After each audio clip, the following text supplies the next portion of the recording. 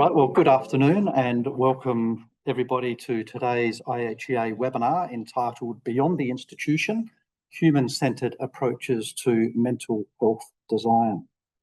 My name is Daryl Pitcher and I'm the past president of the IHEA, the Institute of Healthcare Engineering Australia, and I'm standing in today for Michael Sherry, who finds himself unavailable to be here. So hopefully Michael's able to join us online, but I've stood in at short notice. And first up, I'd like to acknowledge the traditional owners of the land on which we meet today and on which we work and live, and to pay our respects to elders past, present and emerging.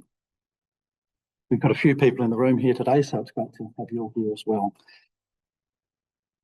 The IHEA is the national body, professional body for engineers and facility managers working in the health sector, and we provide training and resources such as today's webinar and networking opportunities to help members grow their expertise and stay connected across the public and private healthcare settings. We do that through advocacy, knowledge sharing, professional development, and IHEA supports safe, sustainable and innovative healthcare environments across the country.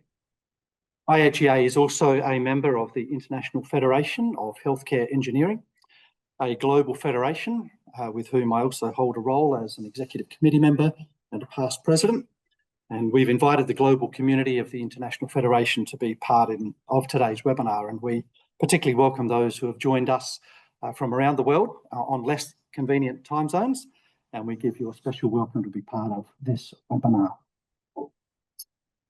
We intend to make this recording available to IHEA and IFHE members at the end of the event. So thank you for being part of it, and we look forward to the Q&A that will come afterwards. To open today's session, I would like to introduce Michael Hecty, the CEO of Arch, who will share a few comments and introduce today's presenters. Michael is the principal architect and CEO of Arch, bringing over 30 years of global experience in leading complex architectural practices across the UK, UAE, Ireland and Australia. He's overseen landmark projects including the Hyatt Regency here in Adelaide and the 1.3 billion Women's and Children's Hospital project in Adelaide. So I'd like to introduce Michael to you today. Thanks, Michael. Thanks.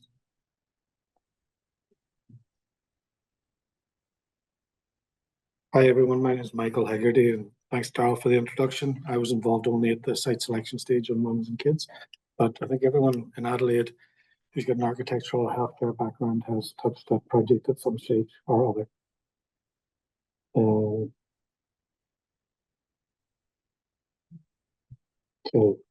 Daryl's already acknowledged country. I think we'd also like today to acknowledge those in the meeting with lived experience of mental health or who have connections and family and support with people with lived experience of mental health conditions. Arch has been operating since 1958. We deliver community facilities across Australia. Our primary work sectors include healthcare, sports and other types of community facilities. And today we're going to hear from Ron Bridgefoot, who's had 40 years experience in delivering hospital facilities globally. David Sonley, who works with Ron, is delivering a number of large hospital projects for us and has previously been national lead on other practices.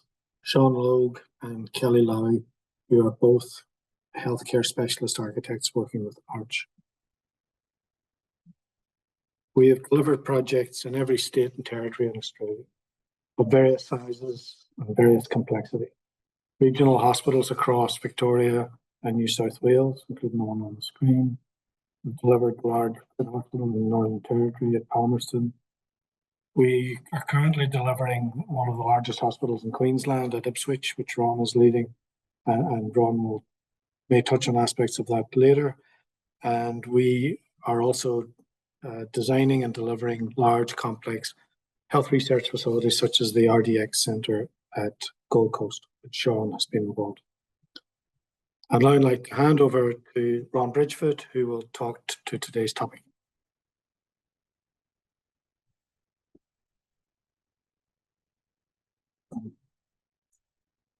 Hello and welcome to everyone. Mental health. or mental wellness. I firstly want to introduce the topic of behavioural architecture through some stats. Typically, been in the health world, that's a good idea to say what's happened. In regard to ARCH itself, over the last 50 years, in effect, they've been involved in hospitals from as early as the 1980s up until now. And some of those include Campbelltown Mental Health, the Adolescent Unit, Calvary Hospital, which is 116 beds, delivered under the D&C, as well as the recent ones in the last 7 years, as you can see on screen. One of the key elements is to know where we sit with mental health and where Australia sits, in effect, to mental health, or what we call mental wellness. Where do we sit? Who are the leaders in the world? And it's quite clear that the leaders in the world are in Scandinavia. And in fact, in the last 4 years, Australia has slipped from 10th ranked in the world to about the 31st in the world. It's a bit upsetting to find out that certain countries like England and a few others who have ever visited are viewed as a better approach to mental wellness than we are in Australia. That's measured by certain factors of work, lifestyle balances. It's also about how much expenditure, and it's not about expenditure because we do spend a fair bit of money on mental health compared to others, in effect. The other issue we've got to look at is prevalence. You can say 1 in 5 people in this country have a mental illness or will go for a point of having a mental illness. You know, 17%, close to 22% really of the nation. And then 1 in 7 adolescents, particularly with drug-induced elements, but also other disorders, in fact.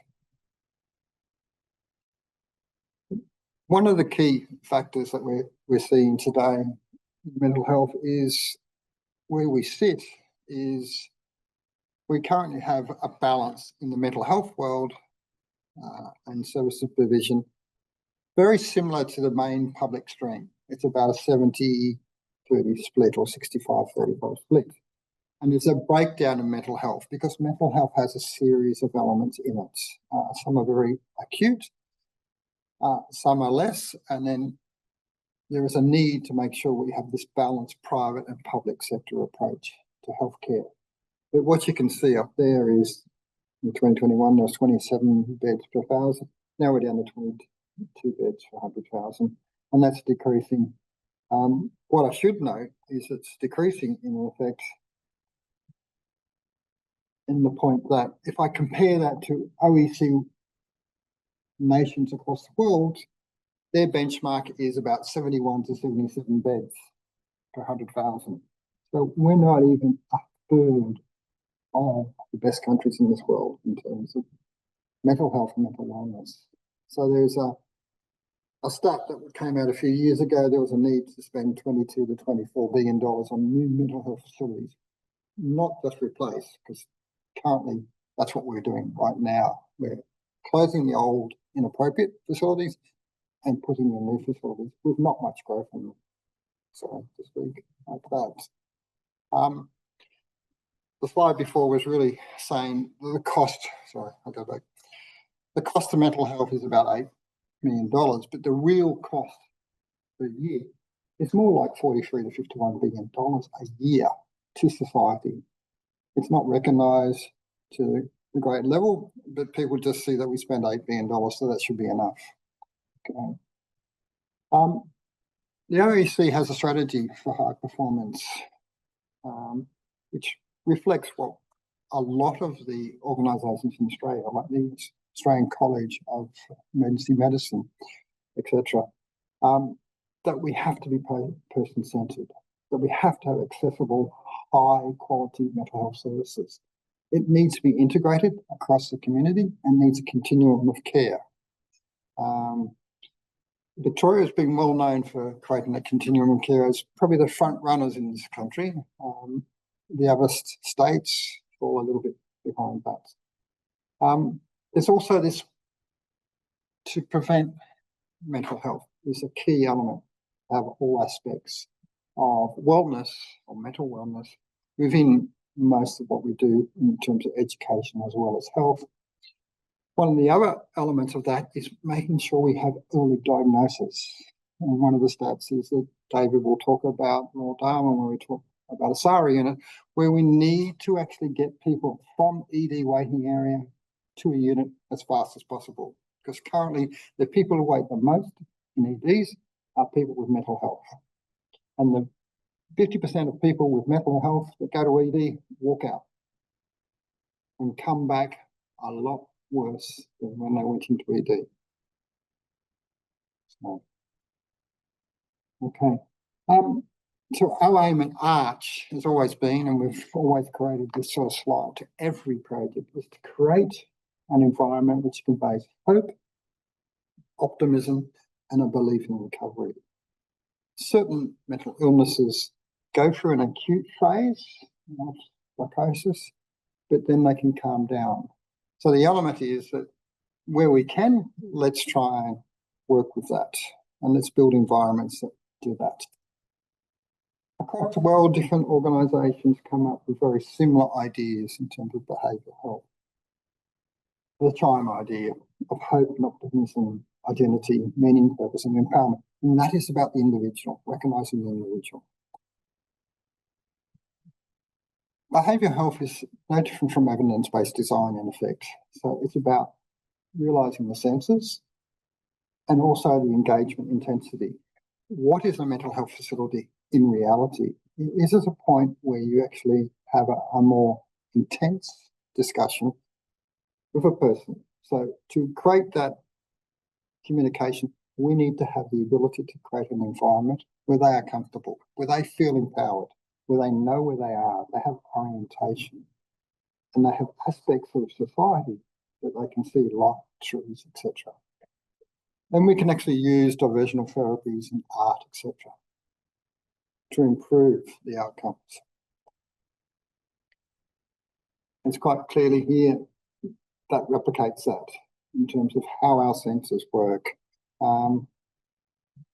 It's important that that control is there. Dawn will talk about secure mental health, but the journey of the patient who comes to the unit is as important as the process they have in the unit. They need to know where they are at all times. So they come out of a vehicle, they go into a lobby, they can see outside. They come out of the lift, they can see outside. They have an identity of where they're going and where they are. Some of the key lessons learned, and we got this, and been privileged to go around most mental health units in this country and have a look and talk to the clients. And the key element that I found in one forensic unit in Canberra was, do not build funny shaped buildings, please. If I go in the courtyard and it looks like a triangle, I'll sit in the corner of the triangle and feel weird. Make sure we have the right space.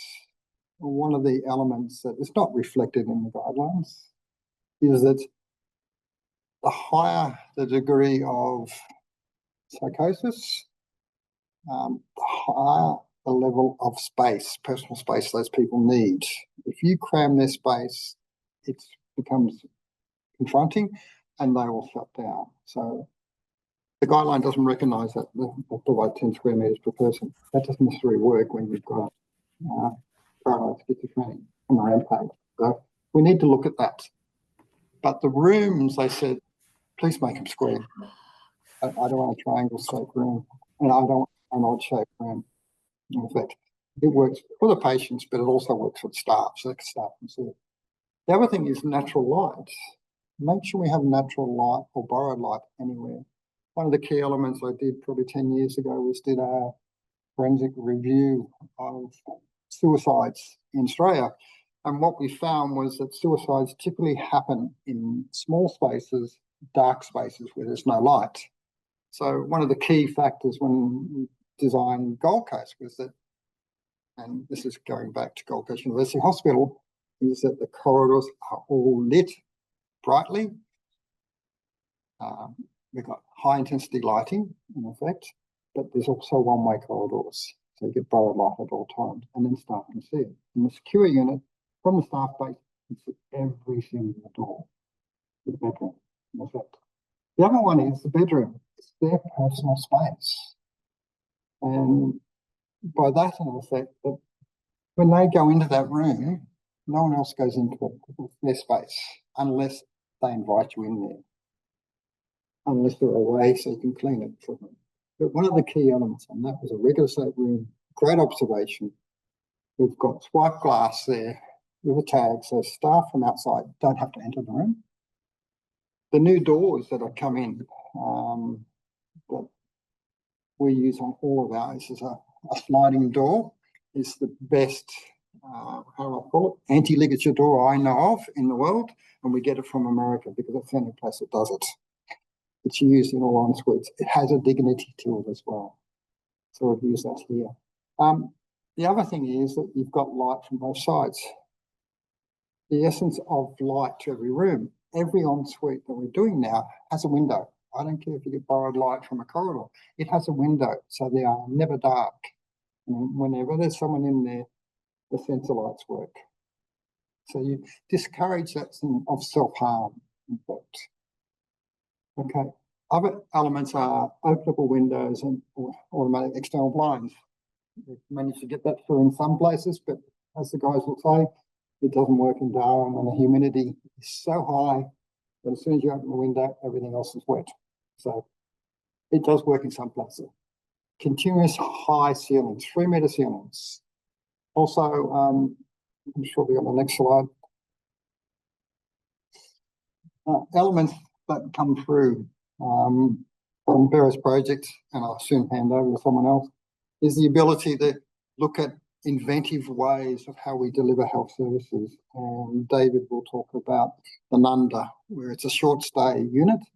It's like an office building that's been converted. It's good. Bathrooms, high ceilings. It looks like a hotel. It feels like a hotel. And guess what? They finally get their hair wet because we've got rainhead showers on the ceiling, not ones at 1800 that put your navel button. Sorry, I shouldn't say that, should I? The other one is natural light and control. If you've got control of your space, the whole idea is you can open a window. So we get the brick glass windows from England, the best windows I know about, and in effect. And then we've got the spaces that we have. One of the key things that happened with Sean and ourselves was just the clinical hand basins. COVID has changed the way we think. We've got clinical hand basins between every 2 rooms these days, but they're integrated, so you don't see them, they've got sensor taps, etc. So they're very safe. And everything else that the clients need, the staff need to wash their hands, the soap is all hidden in the cupboard. So it's not going to be tampered with, etc. So those sort of elements work. Defining how we have indoor-outdoor spaces. In Queensland and also in Darwin, it's important, like if we build a courtyard, we put a roof over it, sorry. It's an external veranda because the humidity, the heat is not suitable to leave people out there, in fact. And then just creating the external spaces. Casual observation, making sure the unit is more than just a staff base. I'll hand over to David to talk about North Darwin. Thank you.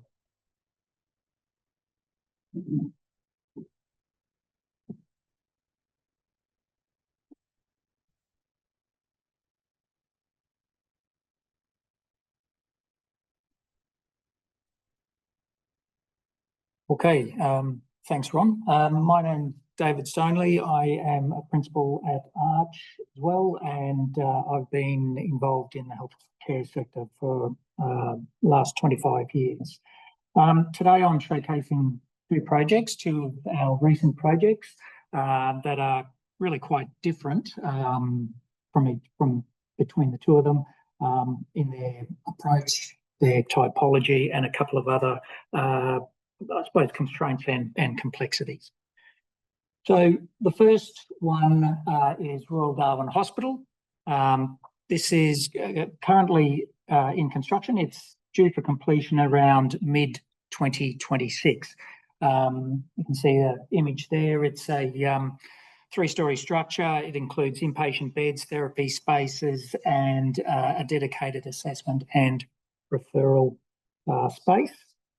As a couple of the constraints, so climate, as Ron just mentioned, Darwin has a very distinct wet and dry. It's a tropical savanna climate, very distinct wet and dry. They get approximately 1,800 millimetres of rain every year, and that's condensed over a period of around November to April. So you get rainfall, effectively 1 in 3 rainfall events every couple of days up there. We tried to get openable windows into that facility, but the humidity really prevented that. But we've got some other strategies, and we'll indicate those a little later. Materials and skilled trade availability. So Darwin, relatively remote from some of the other larger population centres. It's also, you know, it has to compete for its access to skilled trades through all the other large infrastructure and defence projects up there. The campus, locked up campus, so Royal Darwin Hospital. This project, it was to create this facility. It's the first stage of a 3-stage master planned development to provide the level of service, mental health service, that they need up in Darwin. Multi-level interface, and I'll touch on those in a little bit more when we get to the plans. But effectively, we've got, as you can see on the image there, it's 3 levels. We've got an inpatient unit on the ground floor. We've got the short stay and SARA unit on the first floor, and then there's admin and plant spaces up on the top floor.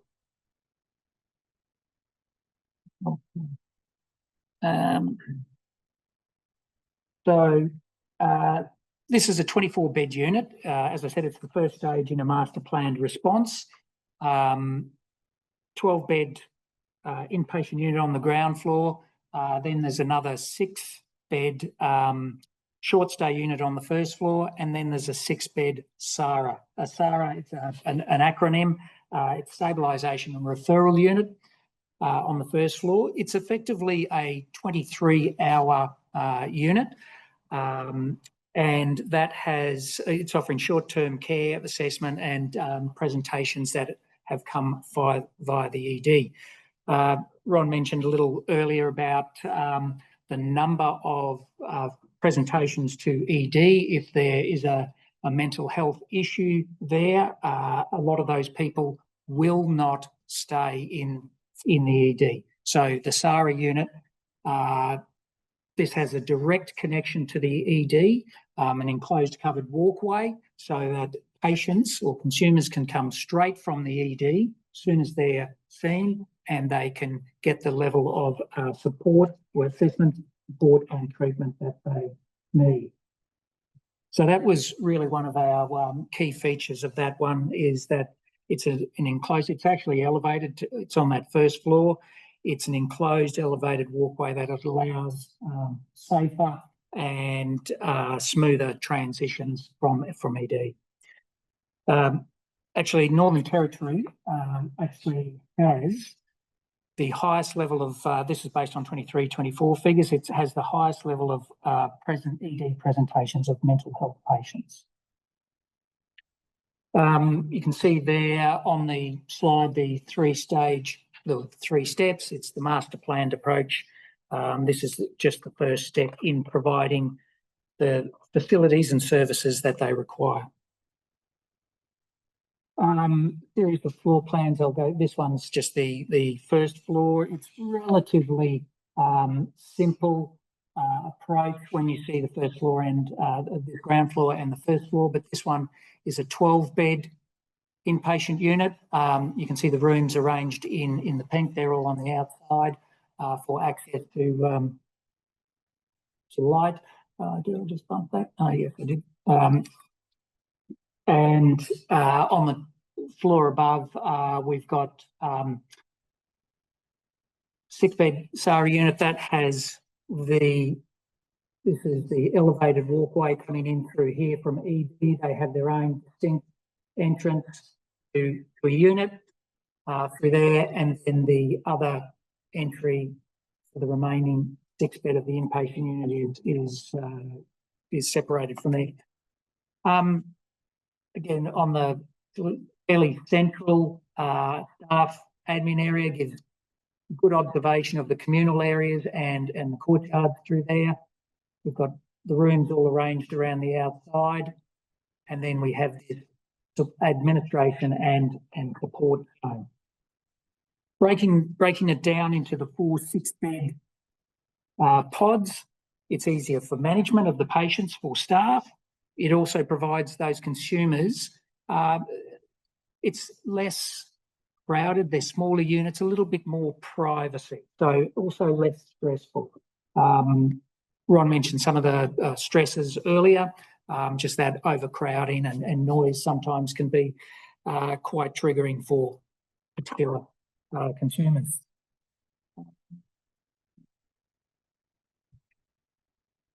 That one.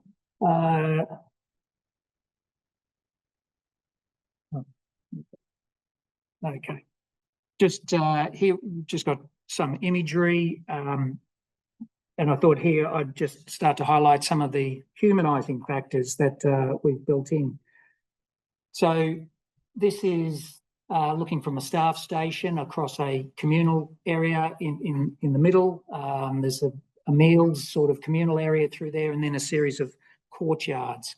Those courtyards, they provide light, open space, but also the extent of glazing through there provides an ease of observation. Colour. In this slide and in the next one, you'll see there's colour. It's here. It's not just an aesthetic, but it's also used as a wayfinding tool. Plus, RDH have quite a strong colour palette. They've got a range that they try to use through most of their facilities. And this palette, it references a unique architectural language for the territory. Some people will call it vibrant and playful. I won't.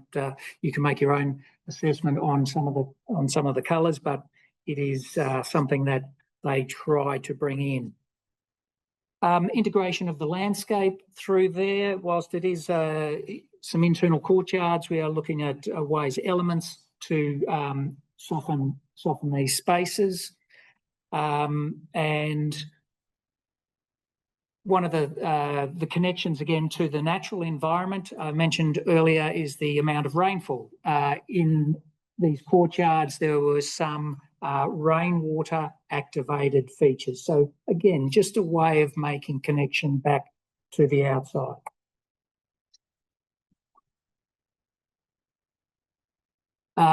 More internal courtyard shots here. So RDH, it supports both the urban Darwin environment as well as more regional and remote areas of the Northern Territory. So they have quite a challenge around access, cultural safety and language through their range of consumers. So cultural safety is a big issue in Northern Territory. So they've got a very diverse demographic up there, 10% or greater than 10% Indigenous, greater than 4%. From the Philippines, more than 3%, greater than 3% Indian, list goes on. So it's a very diverse population, and that presents challenges around language and cultural patterns. First Nations, this is probably not unique necessarily to Darwin, but First Nations represents 10% of their population, but more than 50% of their patient cohort. Couple of main groups. I'll just touch on main groups that that are admitted: mood disorders. So to this particular unit, mood disorders. So thinking of depression, bipolar, substance abuse, substance-related issues, and psychiatric disorders. So ED presentations, same-day presentations, they often relate the patients that they're seeing or consumers that this unit sees. It's around self-harm, acute intoxication, as well as agitation. So coming back, it's really important that we have that quick access to support for as many of those ED patients as possible.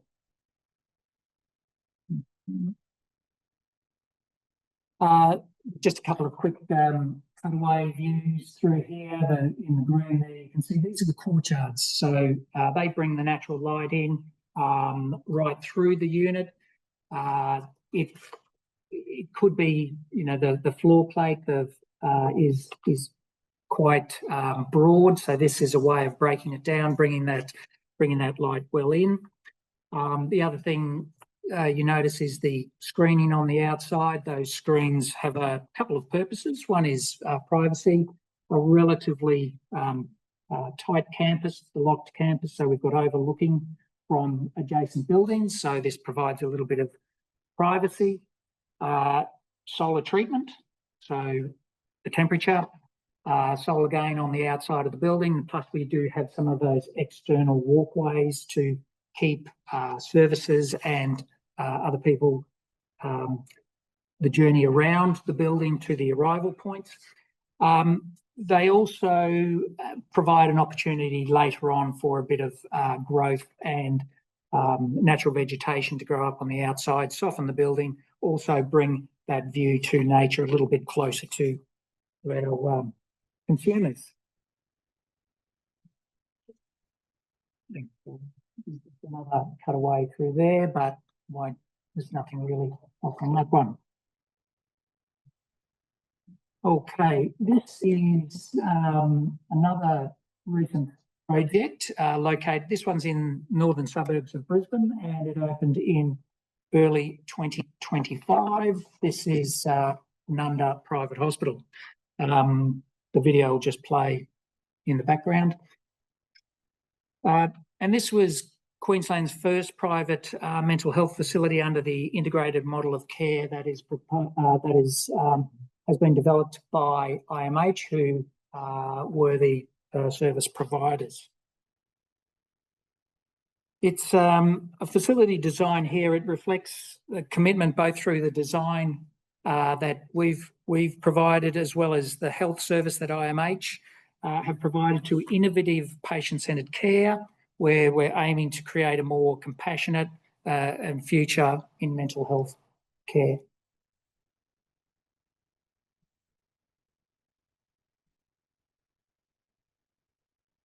So, well, I'll just let the video keep playing.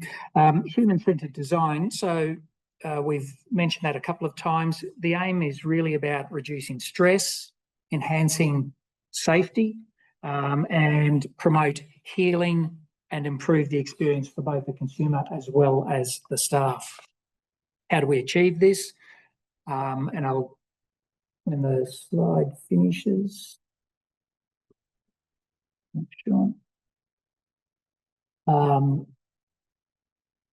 We've got high levels of glazing or large extents of glazing, views, connections to natural light. So this was an existing building. It's an adaptive reuse. It was a shell building that was a Class 5 commercial building.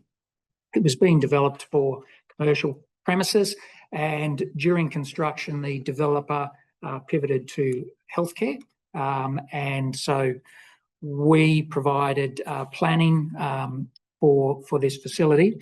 So one of the aspects from the commercial aspect was that high level of glazing. Almost in a lot of the facility, it was floor to ceiling glass. So that was really great for those connection to the outside views, access to light. Other challenges, I suppose, from a Class 5 facility trying to turn into a Class 9 facility.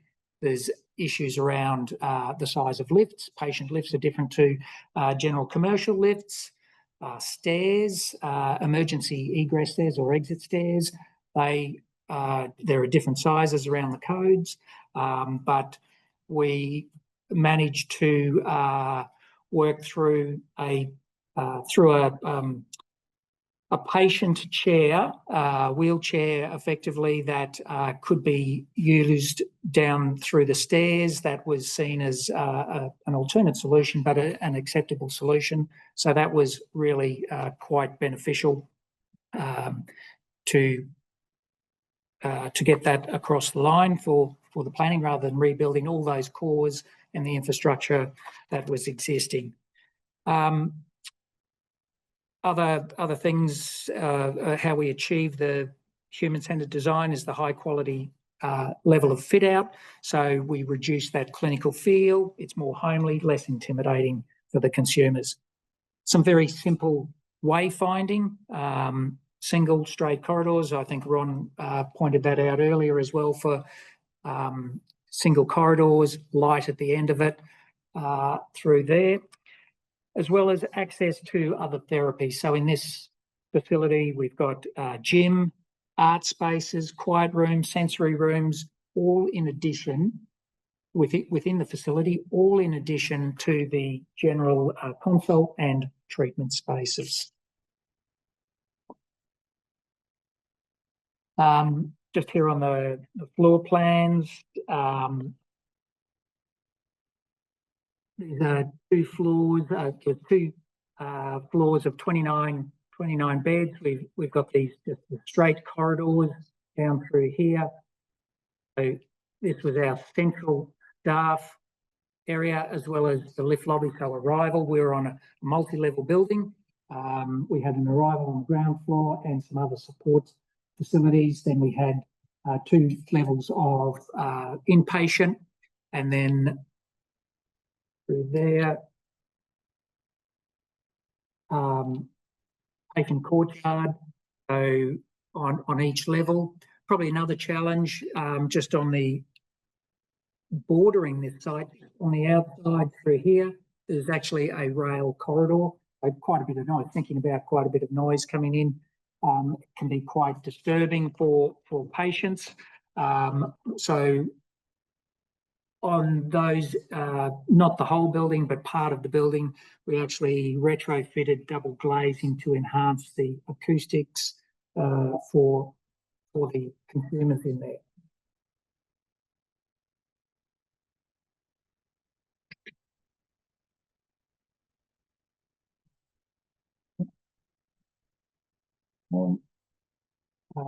And then when we got to the top floor, this one, we've got that central arrival point through here, this communal area and also therapy. So we had the gym, art spaces down through there. We had some treatment down through here, and then was a separate area. We had a staff that had a double corridor down through here, so we could have separation between the patients in this corridor going to consulting rooms, as well as then keeping the staff zone separate.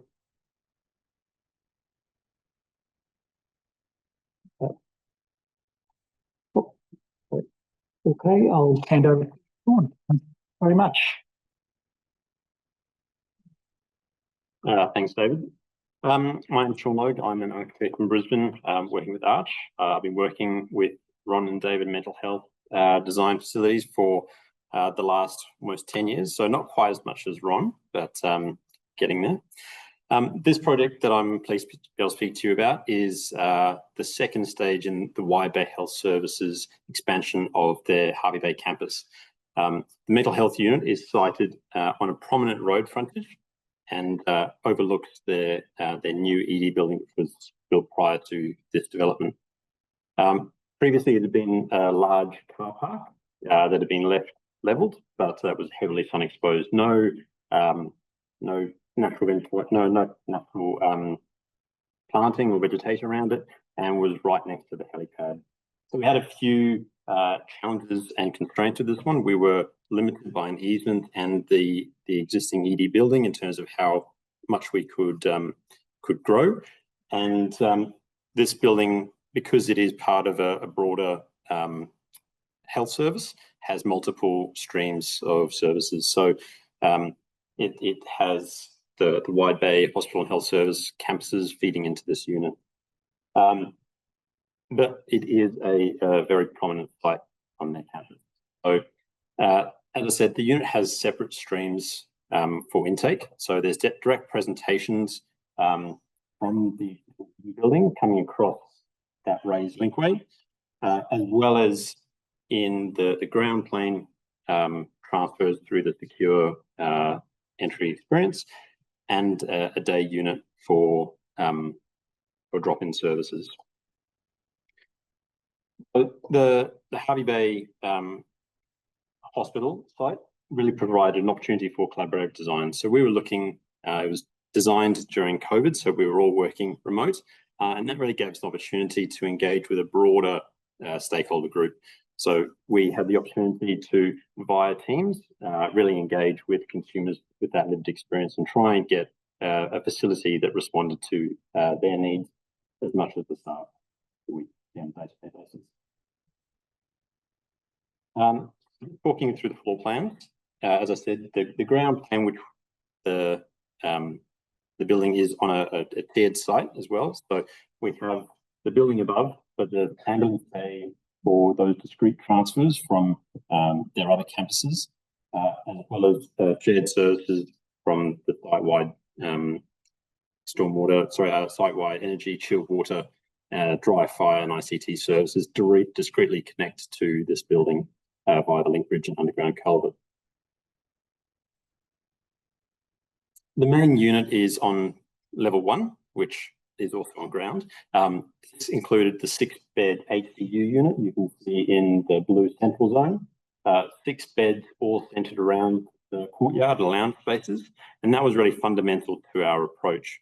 So we wanted to make sure, with the great climate that they have up in Hervey Bay, that the consumers and the staff could make use of that space as an extension of their internal environments. So you'll see within both the HCU and the 16-bed LDU unit, all the bedrooms are on the periphery, focusing on those shared communal spaces, the external space and the lounge areas.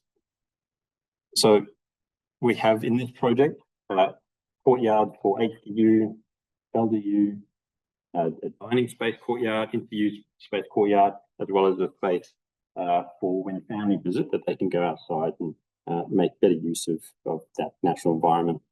So again, this was all driven by those preferences from our consumers that we engaged with.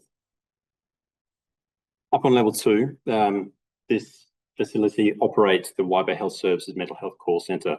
We recognise the impact that supporting the community can have on the staff.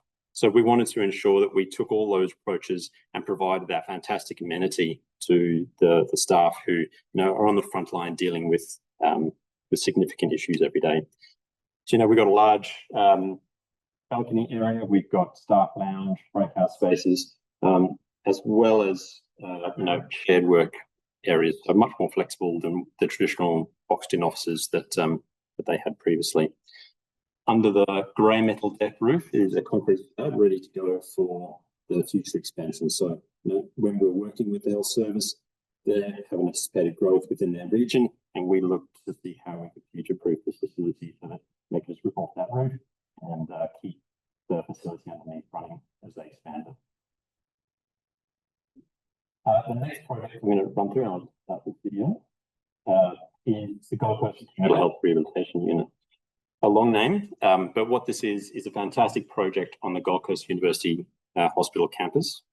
So it's servicing the area of a few local area health services in southeast Queensland, and that allowed them to bring together their resources so that they can then get some efficiencies and share. So what we have in this project is combining 2 20-bed units tiered across the site on a single site, taking advantage of sharing their staffing and other services as they ramp up to meet those demands.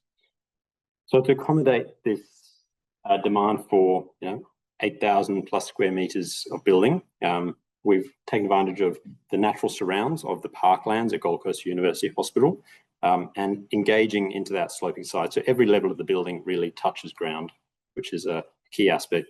We wanted to make sure that we maximise the outlook for consumers, ensuring amenity while maintaining a personable, less daunting scale to the building. A 40-bed unit can have a much broader footprint and a larger scale than what we managed to deliver there. So this unit accommodates consumers from 90 days up to 36 months. So it truly becomes a home for some people for a period of time. And we wanted to really redefine that concept of what a mental health unit is. And we brought in our in-house expertise from our hospitality sector to deliver a warm hotel home-like aesthetic. So as you can see in the overview, the building, the Secure Mental Health Rehabilitation Unit, is at the front right corner there, and it connects in to the existing Gold Coast University Hospital Mental Health Unit via a link bridge. Now that provides secure connection to the building day and night, but it also keeps the rehabilitation unit as a separate entity, an asset for Gold Coast University Hospital.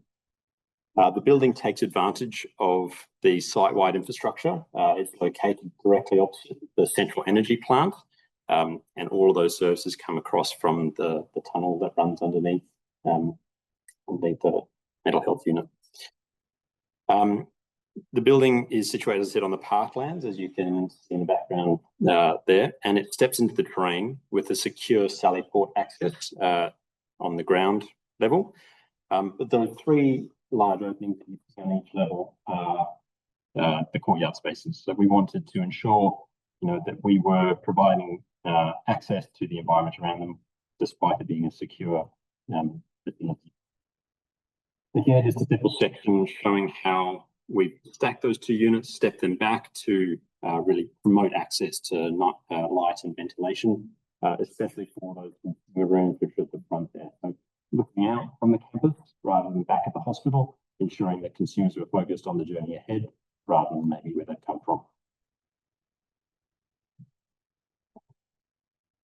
The floor plans, I won't dwell on these too much, but they are similar. Obviously, in the step building, we tried to give similarity across those two units, and that really allows the staff to then respond to incidents as they may occur across each unit. So we have direct connection by stairs and a lift between the two units and down to that tunnel floor. The unit is broken down into 10 beds on each side of the entry arrival sequence at the top left here, the assessment zone, and then the recovery zone on the right-hand side. So within each of those 10-bed wards, we have the ability to break it down into some different pods, and that allows the hospital and health service to adapt their needs, adapt the facility to their needs. So if there is a cohorting requirement where you've got a disadvantaged group or a marginalised group, they can separate 2 beds out for a select number of people, or divide the unit into a 6 or 4-bed zoning. The facility, as I said earlier, is centred around those courtyards. We wanted to give them a nice big communal outdoor space that they could make use of, as well as facilities for sports recreation, therapy, and communal engagement. So this is a rehabilitation facility. It's about planning that next step, which is reintegration. Another thing that we encountered on this project was a request for multi-faith facilities. So allowing consumers to attend church services from different religions and go through the ablutions that you do in those different settings. So providing a wudu for those who need to undertake ablutions before they do their prayers, but also the ability for a priest to dial in and conduct a service on a Sunday. So the facility and the hospital health service really saw that as a great opportunity to simply address that demand. And it makes sense when you think about consumers that are in these spaces. reach out to higher purposes, and they find them sometimes in God. And if that helps them focus on journey to recovery, then that's all the better for them. B1, again, I won't dwell on that too much, really a replication of the low ground level. But at the back, we've got a large staff auxiliary service at the back here, and then giving those staff, again, access in a large courtyard space, the ability for them to have respite from that continual care. For the boring spaces, related to engineering on the ground floor, obviously not boring, but the key thing for us architecturally was to ensure that no matter how you presented, as Ron said earlier, you had that journey that was clear for you. So, if the consumer is transferred in from modern day health service, the Sally Port is on the ground floor. They have large windows with outlook to parklands, and a journey and an introduction to the facility that is warm and inviting. It's a great facility, and it's awesome to see it's starting to be utilised and the value that it's providing to the community. Next, I'll hand over to Ron, who will talk to Margaret Tobin and the clinic.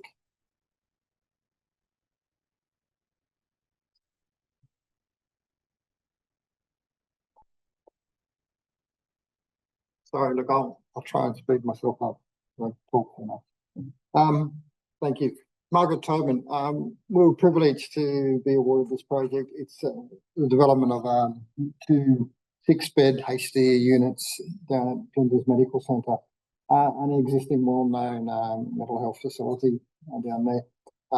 Some of the key aspects you'll see in the slides going by there, but the whole essence from the staff station, you can see every bedroom, you can see the courtyards, etc. So let's just go through it really quickly. Very restricted site, squeezed between University Drive, the hill, an existing building, and we managed to make it work, and it works really well. The staff have a courtyard. We've got the de-escalation room.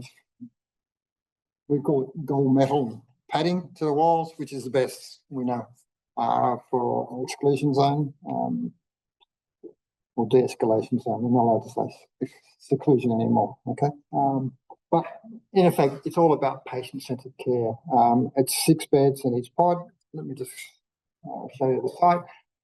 There's the site. So we were squeezed between the existing Margaret Tobin Centre, the internal road, University Drive, another internal road, and then there's the Flinders Medical Centre, also the new research building. So it's quite a restricted site.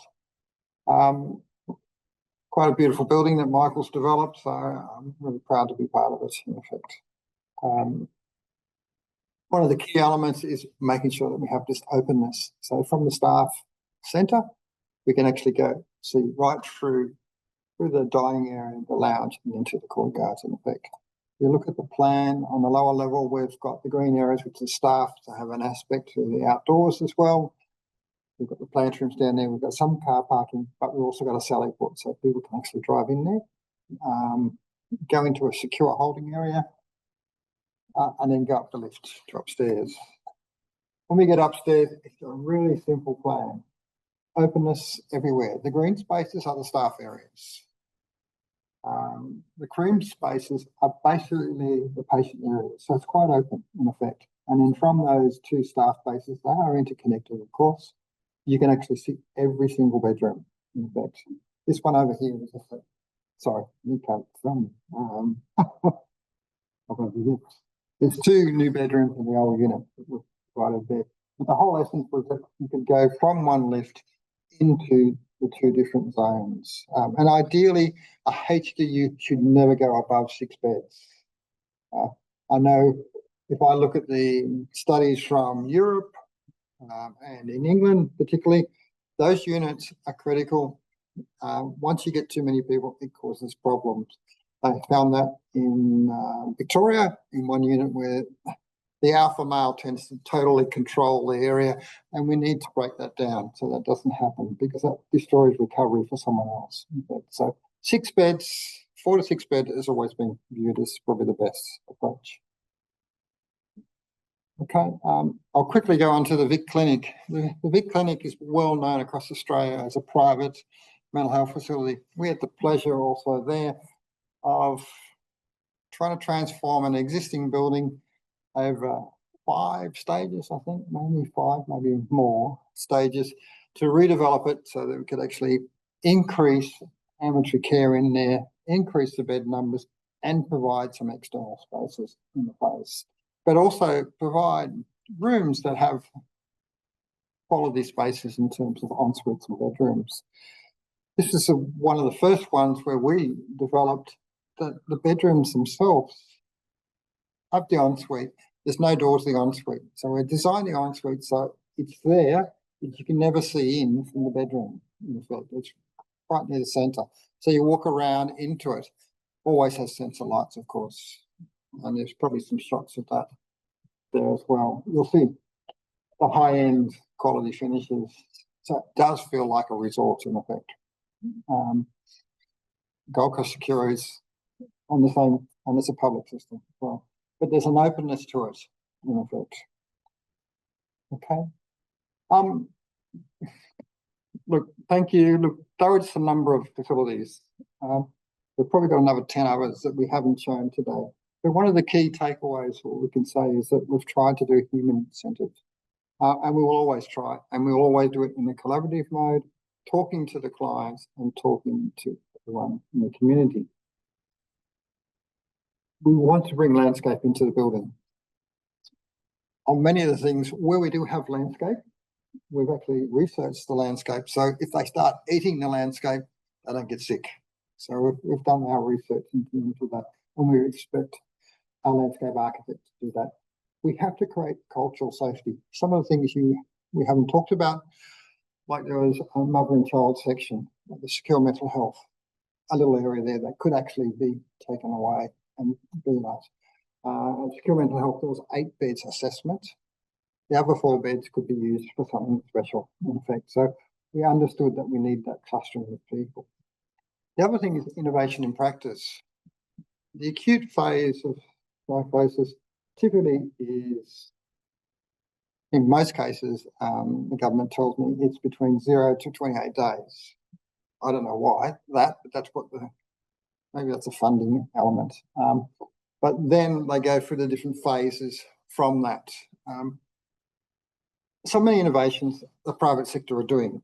Nunda, 7 days of stay and 6 months of continued care. They come in and the staff from that Nunda go out to see them at home. So you can actually see the improvement in the care model that's happening. The other thing is safety and dignity. You do not see the detail.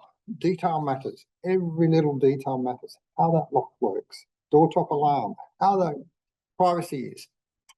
We've got swipe glass. People use their watches to get into a facility or a band. There is no keys. Okay, so Joe can't nick into Kelly's room next door and things like that. So you can stop that sort of behaviour. The other thing is collaborative design. We're always willing to learn, and that's part of Arch's philosophy, is that if there's a better way of doing it, let's know about it so we can achieve it for everyone. So look, based on that, I'd like to say thank you. Kelly.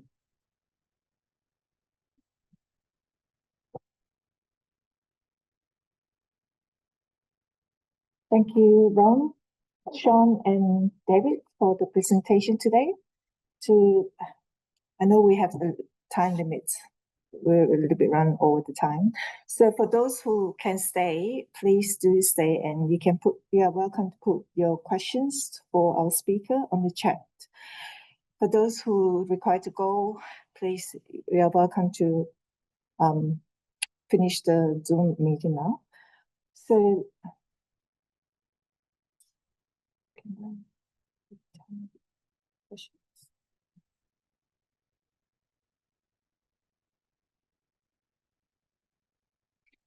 okay, we have first question from Scott. Can design really cut readmissions rates? Oh, look, I think I can talk about that one. It's clear in the evidence, with good design, consumers can transition from process of reliance to independence. So yes, you can cut your readmission rates. There's a lot of research that we can share that demonstrates that.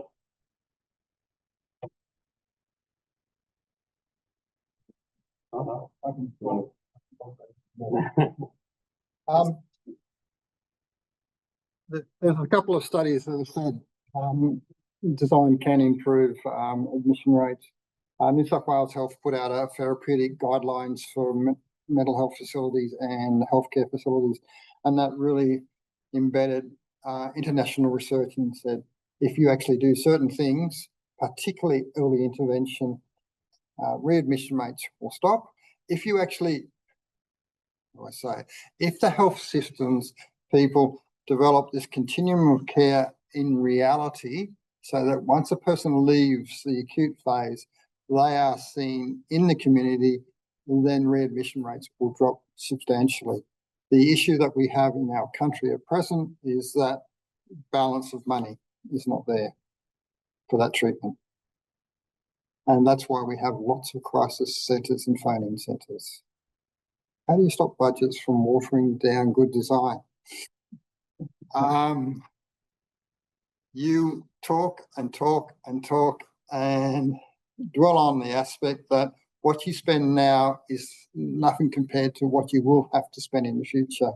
One example I shared with Darryl this morning was I did Gold Coast University Hospital, cost $1.2 billion.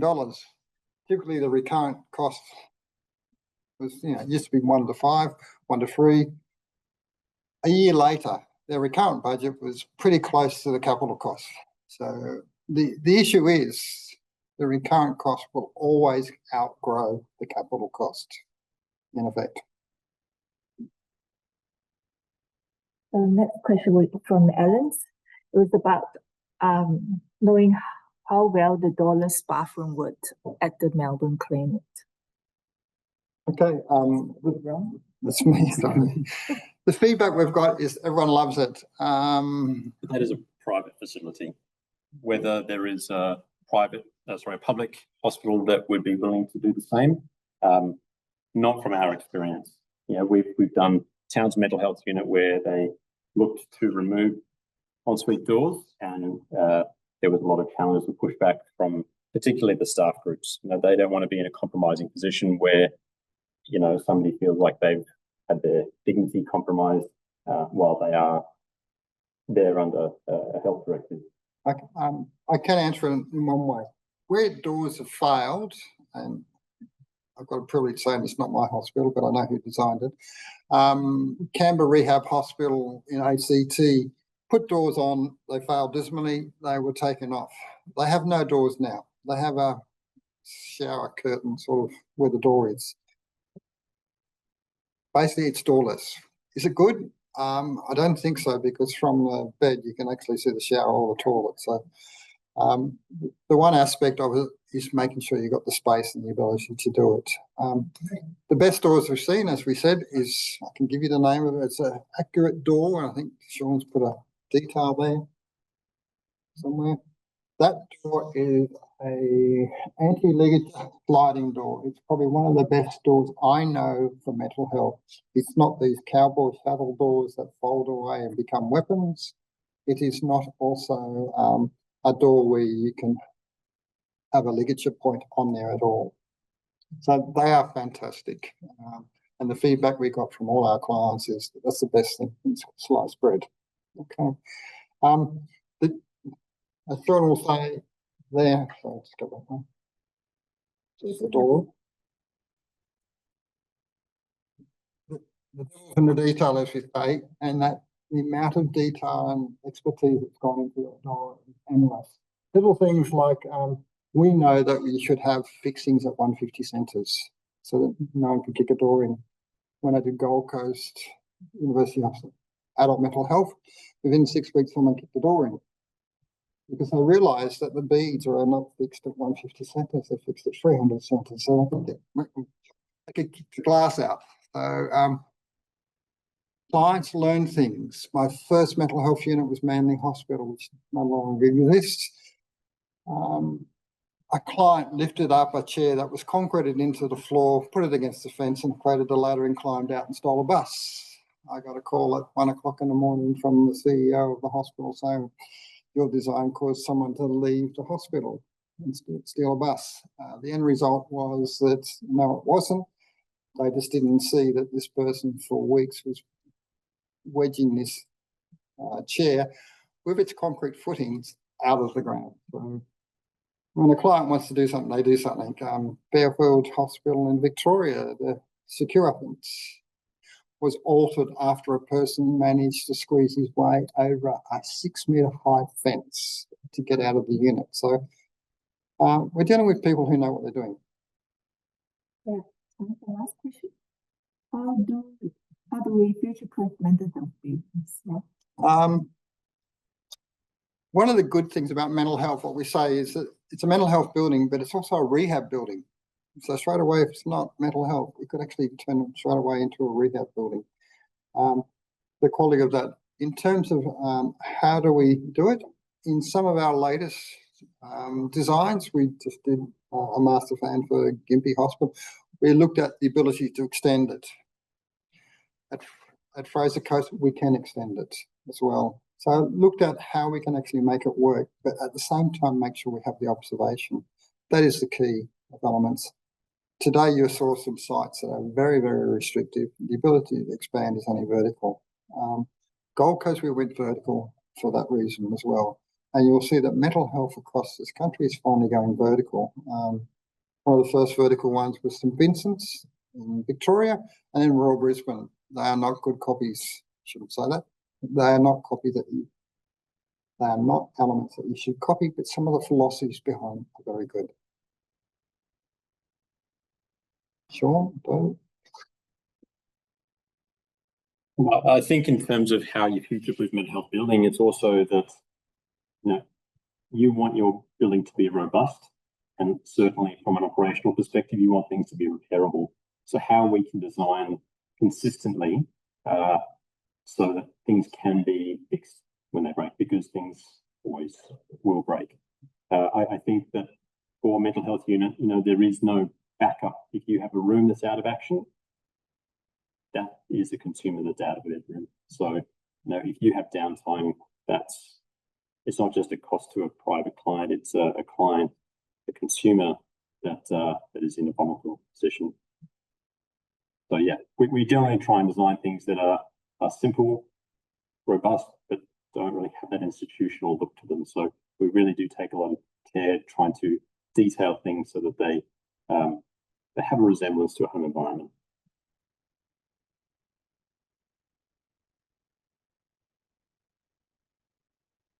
Are there any questions in the room? Do we have any question in the room? If not, do you guys have any minimum standards that you follow, like an Australian standard or international standard that would set the just laid out here today, which has been great, but set out minimum standards that everybody should comply to, please? Well, the Oz HFG doesn't really fully address all aspects of mental health. There are some components that are coming into it. So the Oz HFG is probably the first point that we look to when we start designing facilities to ensure that we're keeping that consistency across the nation. But particularly, we are learning as we're going. So there is not necessarily a key document that we can refer you to say make sure all your bedrooms are 12, 15 square meters. As Ron said, it's about listening to the client and understanding what their particular needs are. Is there an engineering focus to your question, or is it just? No, I mean, I'm involved in services and we have standards on standards. So yes. I'm surprised that you guys can't have any. Well, we have the operate but this isn't going to work well on. I think we should probably do a discussion afterwards and let people on. The question was engineering standards are apply, and one of the architectural standards. Firstly, is the Australasian Health Facility Guidelines. Most of the facilities you see are beyond those guidelines. The area for the courtyards on most of those facilities are above those guidelines. And we managed to do that because we justify it in terms of the acuity of the patients. When the patient's a higher acuity, we're saying you need more space in effect. But the guidelines do provide most of it. But as we said, the devil's in the detail, making sure the detail works in effect. When is a room too small? When is a room not square? The guidelines have the funny shape, internal ensuite, okay? It's really hard to see around corners, etc. If the client's hostile, you don't do that. There's certain things that we do on all practices and we develop with clients. For example, in a HDU, there's some aspects from some HDUs we request that the patient comes out of their bedroom to go into the ensuite so that we actually know where they are at all times. And that was applied to Fraser Coast. Other ones, we have them side by side or clustered. So we've created our own lessons learned document. Happy to share it. It says, this is what we do because we know that's best practice. We look at what happens in England. England says no unit should be above 20 beds, and that was produced 20 years ago. We do not produce more than 20 beds, or we do, but it's broken down into 8 and 12, for example, or 6 and 16. And that meets that guideline. We do not recognise in Australia the division of the sexes, except when they're in the sort of green area, they separate women from men. In most Australian areas, they don't do that. So you actually have to manage that within the service. In England, they have a separate female and a separate male ward, in fact. Okay. So thank you. Sorry, Kelly. So we run out of time. Thank you very much for people that attending the seminar in-house today, as well as people attending online seminar from overseas as well as interstates. We will end this presentation today. So for those who would like to know a little bit more about our design or our project, contact details on the screen. So you can send us an email or give us a call.